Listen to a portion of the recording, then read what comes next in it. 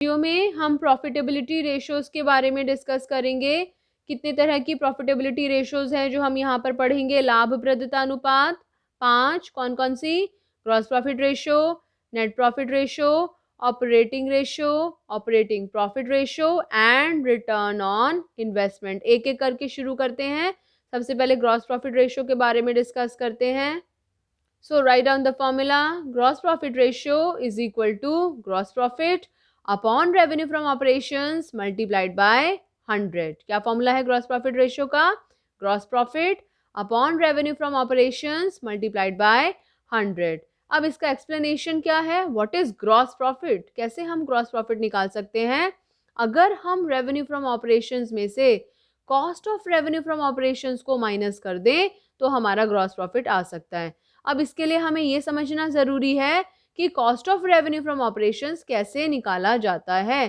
तो cost of revenue from operations मतलब जो कॉस्ट ऑफ गुड्स सोल्ड का फॉर्मूला था, ओपनिंग इन्वेंट्री जमा नेट परचेजेस जमा direct expenses minus closing inventory. एक बात यहाँ पर लिख लीजिए, अभी जब हम क्वेश्चंस करेंगे तब ये चीज़ें थोड़ी सी और क्लियर होंगी कि ओपनिंग इन्वेंट्री और क्लोजिंग इन्वेंट्री में से हमने पढ़ा था stores and spares and loose tools जो हैं वो हमारे करंट एसेट्स के पार्ट थे और सब हेडिंग में इन्वेंट्री का पार्ट थे हमारा। तो मेन हेडिंग करंट एसेट था, सब हेडिंग इन्वेंट्रीज थी। जब हम cost of revenue from operations निकालें तो जब हम ओपनिंग इन्वेंट्री या क्लोजिंग इन्वेंट्री ले रहे हों तो उसमें से स्टोर्स एंड स्पेयर्स और लूज टूल्स को घटा देना है, माइनस कर देना है हमें यहाँ पर cost of revenue from operations calculate करते समय। इसको नोट कर लो, क्वेश्चन करेंगे तब हम इसका प्रॉपर लॉजिक रीजन वहां पर समझेंगे और ये समझेंगे कि हमने यहाँ से क्यों घटाया है आखिर उसको। Cost of revenue from operations calculate करने को हम फॉर्मूले को कुछ इस तरीके से भी लिख सकते हैं। Cost of material consumed plus purchase of stock in trade. याद होगा जब हमने इनकम स्टेटमेंट बनाया था ना, वहां पर एक्सपेंसेस में लिखते थे। तो cost of material consumed plus purchase of stock in trade plus change in inventory. Change in inventory का फॉर्मूला याद है, opening inventory minus closing inventory plus direct expenses. तो ऐसे भी कई बार हमें लिखा हुआ मिल सकता है। थोड़ा सा एक्सप्लेनेशन लिख लेते हैं ग्रॉस प्रॉफिट रेशियो के बारे में। यह अनुपात नेट सेल्स या नेट सेल्स का दूसरा नाम होता है रेवेन्यू फ्रॉम ऑपरेशंस और ग्रॉस प्रॉफिट के मध्य संबंधों को दर्शाता है। यह अनुपात यह दर्शाता है कि फर्म अपने नेट सेल्स का कितना प्रतिशत ग्रॉस प्रॉफिट के रूप में कमा रही है और ज़्यादा होने से अच्छा होगा ये रेशो या कम होने से अच्छा होगा। यह अनुपात जितना अधिक होता है फर्म के लिए उतना ही अच्छा होता है और इसका आंसर हमेशा परसेंटेज में आता है। Next ratio operating ratio, heading डाल लीजिए ऑपरेटिंग रेशो। यह अनुपात ऑपरेटिंग कॉस्ट और रेवेन्यू फ्रॉम ऑपरेशंस के मध्य संबंध को दर्शाता है।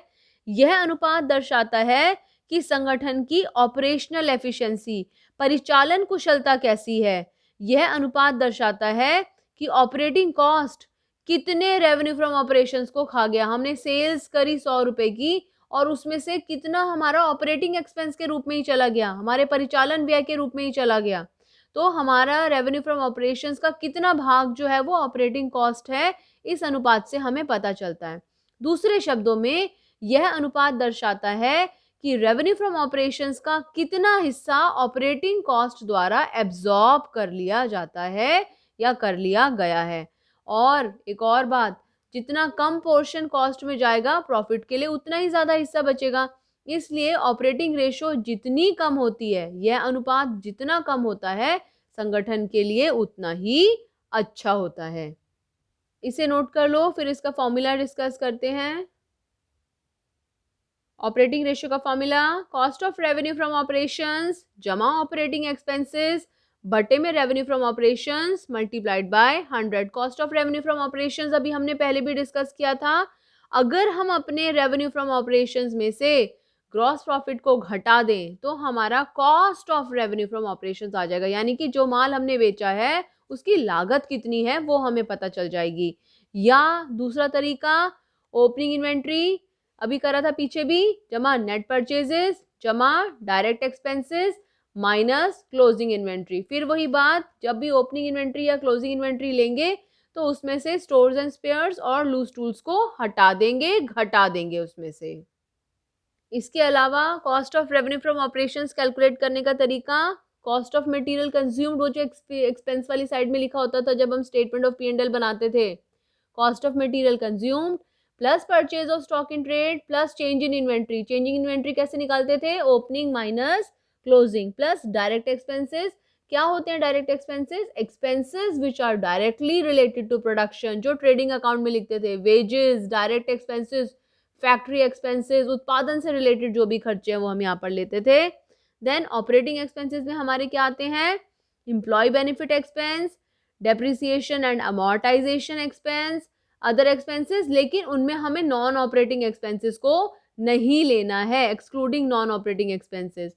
और ऑपरेटिंग कॉस्ट क्या होती है हमारी, cost of revenue from operations जमा ऑपरेटिंग एक्सपेंसेस। अभी फिलहाल आप इतना काम करो कि इन फॉर्मूलोज को लिख लो, अभी क्वेश्चन करेंगे, सब चीजें क्रिस्टल क्लियर हो जानी है हमारी।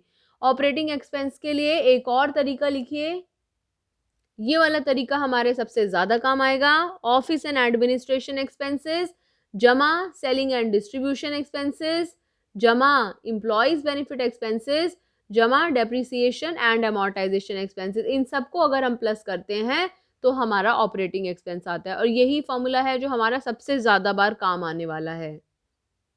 Next ratio, operating profit ratio.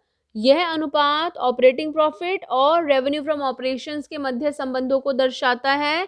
किसके मध्य, ऑपरेटिंग प्रॉफिट और revenue from operations. Operating ratio से बिल्कुल रिवर्स है, वहां पे बताता है कि हमारे रेवेन्यू फ्रॉम ऑपरेशंस को कितना जो है हमारा ऑपरेटिंग कॉस्ट खा गया, कितना खर्चा कर दिया हमने, और ऑपरेटिंग प्रॉफिट ये बताता है कि हमारे रेवेन्यू फ्रॉम ऑपरेशंस का कितना हिस्सा हमारा प्रॉफिट है। और ये दोनों एक दूसरे के पूरक हैं, ऑपरेटिंग कॉस्ट, ऑपरेटिंग रेशो और ऑपरेटिंग प्रॉफिट रेशो दोनों एक दूसरे के पूरक हैं। पूरक होने का मतलब क्या है, अगर ऑपरेटिंग रेशो 80 है तो ऑपरेटिंग प्रॉफिट रेशो 20 है, क्योंकि दोनों का टोटल जो है वो 100 होता है। अगर ऑपरेटिंग रेशो 30 है तो ऑपरेटिंग प्रॉफिट रेशो 70 है, तो एक दूसरे के पूरक हैं ये। यहाँ पर एक्सप्लेनेशन समझ सकते हैं, यह अनुपात ऑपरेटिंग प्रॉफिट और रेवेन्यू फ्रॉम ऑपरेशंस के मध्य संबंधों को दर्शाता है। यह अनुपात बताता है कि फर्म अपनी परिचालन क्रियाओं से कितना प्रॉफिट कमा रही है। अपनी जो ऑपरेटिंग एक्टिविटीज हैं जिनके लिए उस व्यवसाय की स्थापना हुई है उन्हें परिचालन क्रियाएं बोलते हैं, तो उन एक्टिविटीज से कितना प्रॉफिट कमा पा रही है। यह अनुपात जितना अधिक होता है संगठन के लिए उतना ही अच्छा माना जाता है, और इसे भी हम परसेंटेज में दर्शाते हैं, नोट कर लो इसको। Next ratio, operating profit ratio का फॉर्मूला, ऑपरेटिंग प्रॉफिट बटे में revenue from operations multiplied by 100।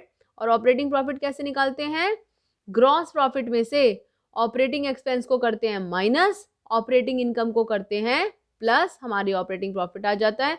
दूसरा तरीका हो सकता है रेवेन्यू फ्रॉम ऑपरेशंस में से ऑपरेटिंग कॉस्ट को माइनस करते हैं। कौन सा फॉर्मूला यूज करना है, that will depend upon the information that is being provided by the question. सवाल हमें कैसी जानकारी दे रहा है वो हमें डिसाइड करवाएगा कि हमें कौन सा फॉर्मूला अप्लाई करना है। कैसे पता चलेगा, बड़ी आसानी से, सिर्फ अभी हमें क्या करना है, फॉर्मूले को नोट डाउन करना है और क्वेश्चन सॉल्व करने तक की इंतजार करनी है बस। और रेवेन्यू फ्रॉम ऑपरेशंस का दूसरा नाम net sales. Next ratio, net profit ratio. यह अनुपात नेट प्रॉफिट और रेवेन्यू फ्रॉम ऑपरेशंस के बीच संबंधों को दर्शाता है। यह अनुपात संगठन की ओवरऑल एफिशिएंसी, कुल प्रबंध परिचालन कुशलता के विषय में बताता है। ओवरऑल मैनेजमेंट एफिशिएंसी या ओवरऑल एफिशिएंसी के बारे में बताता है। ये भी देखो, कोई भी प्रॉफिटेबिलिटी रेशो हो, अगर किसी रेशो के आगे प्रॉफिट वर्ड लिखा हुआ है तो वो रेशो जितनी ज्यादा होगी संगठन के लिए उतना ही अच्छा होगा। अब चाहे वो ग्रॉस प्रॉफिट रेशो हो, चाहे वो नेट प्रॉफिट रेशो हो, चाहे वो ऑपरेटिंग प्रॉफिट रेशो हो, तो सेम एक्सप्लेनेशन कि अनुपात जितना अधिक होता है संगठन के लिए उतना ही अच्छा होता है। फॉर्मूला देखते हैं इसका, क्या है नेट प्रॉफिट रेशो का formula, net profit upon revenue from operations multiplied by 100। Gross profit ratio का फॉर्मूला क्या था, gross profit upon revenue from operations multiplied by 100। Operating profit ratio का फॉर्मूला क्या था, operating profit upon revenue from operations multiplied by 100। समझ रहे हैं, जितने भी प्रॉफिटेबिलिटी रेशोज है सब में ऊपर प्रॉफिट नीचे रेवेन्यू फ्रॉम ऑपरेशंस और मल्टीप्लाइड बाय 100। बचा ऑपरेटिंग रेशो, तो ऑपरेटिंग रेशो में ऊपर था ऑपरेटिंग कॉस्ट, नीचे रेवेन्यू फ्रॉम ऑपरेशंस, और ऑपरेटिंग कॉस्ट कैसे निकलती है वो हमने डिस्कस किया था, cost of revenue from operations और ऑपरेटिंग एक्सपेंसेस को प्लस करके। अब थोड़ा सा एक्सप्लेनेशन, नेट प्रॉफिट कैसे निकलता है या नेट प्रॉफिट कौन सा लेना है, हमेशा नेट प्रॉफिट आफ्टर टैक्स वाला नेट प्रॉफिट लेना है। कौन सा नेट प्रॉफिट लेना है हमें, नेट प्रॉफिट आफ्टर टैक्स वाला। और नेट कैसे निकालते हैं इसको, देखो रेवेन्यू फ्रॉम ऑपरेशंस में से सबसे पहले cost of revenue from operations को माइनस करो। याद करो जब हम रेवेन्यू फ्रॉम ऑपरेशंस में से cost of revenue from operations निकालते हैं तो आता है बेटा हमारा ग्रॉस प्रॉफिट। क्या आता है हमारा, ग्रॉस प्रॉफिट। फिर उसमें से अगर हम ऑपरेटिंग एक्सपेंसेस को माइनस कर देते हैं और ऑपरेटिंग इनकम को प्लस कर देते हैं तो आ जाता है हमारा ऑपरेटिंग प्रॉफिट। क्या आ जाता है, ऑपरेटिंग प्रॉफिट। यहाँ पर एक्सपेंसेस की जगह इनकम वर्ड लिख लीजिएगा। फिर अगर हम उसमें से नॉन ऑपरेटिंग एक्सपेंसेस को माइनस करते हैं और नॉन ऑपरेटिंग इनकम्स को प्लस कर देते हैं तो ये आ जाता है हमारा नेट प्रॉफिट। क्या आ जाता है, ये हमारा नेट प्रॉफिट। इसे नोट कर लो। और ये हमारा आता है नेट प्रॉफिट बिफोर टैक्स। अब अगर इस नेट प्रॉफिट बिफोर टैक्स में से हम लास्ट में टैक्स माइनस कर दें तो आखिरी में जो हमारा अमाउंट आता है वो आता है हमारा प्रॉफिट आफ्टर टैक्स। एक बार अच्छे से रिलेशन को समझते हैं, क्या रिलेशन है ग्रॉस प्रॉफिट, नेट प्रॉफिट और ऑपरेटिंग प्रॉफिट में। ये तीन सीढ़ियां हैं। जब हम रेवेन्यू फ्रॉम ऑपरेशंस में से cost of revenue from operations को माइनस करते हैं तो हम पहली सीढ़ी पार करते हैं। क्या आता है हमारा, ग्रॉस प्रॉफिट। फिर अगर हम ग्रॉस प्रॉफिट में से ऑपरेटिंग एक्सपेंस को माइनस करते हैं और ऑपरेटिंग इनकम को प्लस करते हैं तो हमारा क्या आ जाता है, ऑपरेटिंग प्रॉफिट। और जब हम उस ऑपरेटिंग प्रॉफिट में से नॉन ऑपरेटिंग एक्सपेंस को माइनस करते हैं और नॉन ऑपरेटिंग इनकम को प्लस कर देते हैं तो लास्ट हमारा आंसर आता है प्रॉफिट बिफोर टैक्स। और जब हम उस प्रॉफिट बिफोर टैक्स में से टैक्स को घटाते हैं तो लास्ट हमारा आंसर आता है प्रॉफिट आफ्टर टैक्स। तो कई बार एक नंबर का क्वेश्चन आ सकता है कि ऑपरेटिंग प्रॉफिट में से जब हम नॉन ऑपरेटिंग एक्सपेंस और नॉन ऑपरेटिंग इनकम को माइनस करते हैं तो हमारा प्रॉफिट बिफोर टैक्स आता है। ग्रॉस प्रॉफिट में से अगर हम ऑपरेटिंग एक्सपेंस को माइनस कर दें और ऑपरेटिंग इनकम को प्लस कर दें तो हमारा ऑपरेटिंग प्रॉफिट आ जाता है। तो कुछ इस तरीके से ये चीज़ें हमें समझने में हेल्प मिलेगी। फिर मैं आपको यही कह रही हूँ, अभी फॉर्मूला लिख लो, इतना समझ लो, उसे याद कर लो। अभी जैसे ही हम क्वेश्चंस करेंगे ये चीज़ें बहुत क्लियर होने वाली हैं। हमारी लास्ट रेशो है profitability ratio, return on investment. क्या होता है रिटर्न ऑन इन्वेस्टमेंट, यह है अनुपात profit before interest and tax और कैपिटल एम्प्लॉयड के मध्य संबंधों को दर्शाता है। और रिटर्न ऑन इन्वेस्टमेंट यानी कि जो हमने इन्वेस्ट किया है उस पर हमें क्या रिटर्न मिल रहा है। और यह अनुपात दर्शाता है कि फर्म निवेशित पूंजी पर कितना प्रतिशत लाभ कमा पा रही है। यह रेशो फर्म की ओवरऑल परफॉर्मेंस को दर्शाता है और यह अनुपात जितना अधिक होता है संगठन के लिए उतना ही अच्छा होता है। याद रखो जितनी भी प्रॉफिटेबिलिटी रेशोज हैं जितनी ज़्यादा होती हैं संगठन के लिए उतना ही अच्छा होता है। फॉर्मूला डिस्कस करते हैं इसका। What is the formula, return on investment is equal to PBIT, profit before interest and tax divided by capital employed. अब कैपिटल एम्प्लॉयड निकालने के दो तरीके, PBIT हम पहले भी डिस्कस कर चुके हैं। कैपिटल एम्प्लॉयड निकालने के दो तरीके हैं, दो अप्रोचेस बोलते हैं इनको, asset side approach and liability side approach. ये समझने के लिए एक बार बैलेंस शीट का फॉर्मेट देखो। कुछ कुछ ऐसा फॉर्मेट है जो हमने सीखा है बैलेंस शीट का। लाइबिलिटी साइड में share holders fund, share application, money pending allotment, non current liability और करंट लाइबिलिटी हमने पढ़ा है। एसेट साइड में नॉन करंट एसेट और करंट एसेट होता है। अब कैपिटल एम्प्लॉयड का मतलब क्या होता है, जो हमने पैसा लगा रखा है बिजनेस में और वो भी दीर्घ अवधि लॉन्ग रन वाला। ठीक है, याद रखना है लंबे समय के लिए जो हमने पैसा लगाया है उसके बारे में हम यहाँ पर बात कर रहे हैं। अब कैपिटल एम्प्लॉयड का मतलब कितना पैसा लगा रखा है। पैसा कौन सा लगाते हैं, एक तो वो जो हमारा अपना पैसा होता है और दूसरा वो जो हम उधार का पैसा लगाते हैं, वो भी लॉन्ग टर्म के लिए हम बात कर रहे हैं।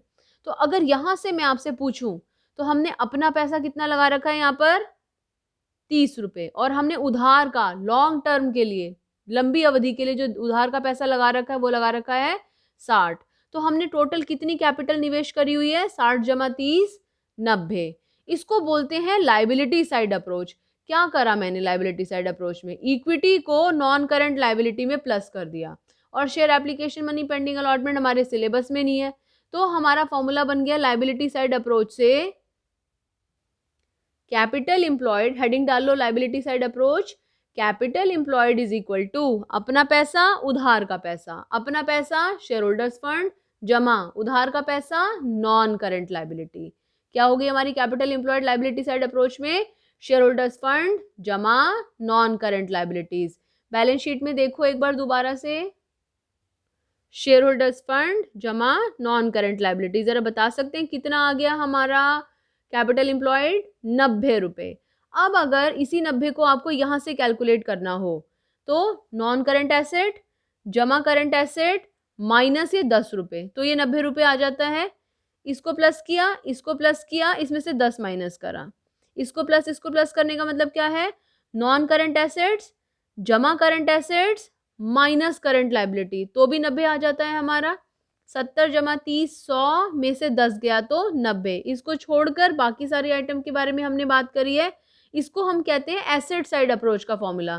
क्या फॉर्मूला हो गया? नॉन करंट एसेट्स जमा current assets minus current liabilities. आपको याद है current assets minus current liabilities, एक फॉर्मूला करा था मैंने, आपको कहा था आगे काम आएगा। Current assets minus current liability को हम क्या बोलते हैं? Very good, working capital. तो नॉन करंट एसेट्स जमा वर्किंग कैपिटल हमारी एसेट साइड अप्रोच का फॉर्मूला है। तो क्या फॉर्मूला बन गया हमारा एसेट साइड अप्रोच का formula? Capital employed is equal to non current assets जमा वर्किंग कैपिटल। हमें पता है वर्किंग कैपिटल का मतलब क्या है? नॉन करंट एसेट्स जमा current assets minus current liabilities. एक और तरीका हो सकता है, कई बार लिखा हुआ हो सकता है पेपर में, नॉन करंट एसेट और करंट एसेट्स दोनों को जोड़ते हैं तो क्या बन जाता है हमारा? Total assets minus current liabilities. बात वही है, बस हमने कान घुमा घुमा के पकड़ने हैं। तो दो तरह की अप्रोच कैपिटल एम्प्लॉयड निकालने के लिए, एसेट साइड और liability side. Asset side approach का फॉर्मूला नॉन करंट एसेट्स जमा वर्किंग कैपिटल, और लाइबिलिटी साइड अप्रोच का फॉर्मूला शेयर होल्डर्स फंड जमा नॉन करंट लाइबिलिटीज। तो ये टोटल हमारी सारी रेशियोज हैं जो हमने डिस्कस कर ली हैं। अगली वीडियो से इनके क्वेश्चंस करना शुरू करेंगे। Thank you, God bless you. अच्छे से नोट कर लो इन सबको।